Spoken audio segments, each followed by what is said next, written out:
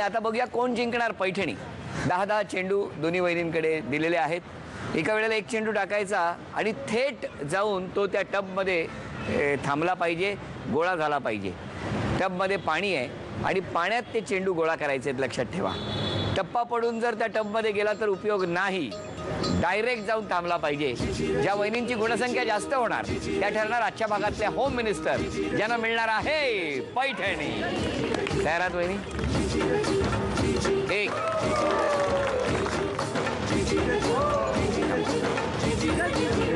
दोन,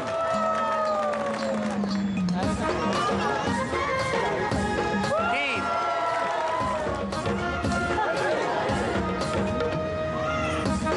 चार। तुम्ही थांबा, आता तुम्ही टाका।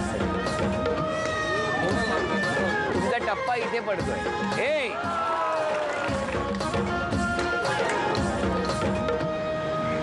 दोन,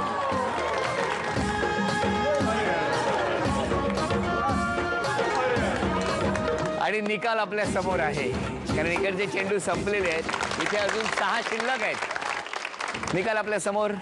उपविजेत्या ठरल्या कुलकर्णी वहिनी, त्यांना झी मराठीकडून ही भेटवस्तू। आणि आजच्या भागातल्या होम मिनिस्टर ठरल्या ताम्हाणे वहिनी, त्यांना तथास्तु पुणे यांच्याकडून ही पैठणी।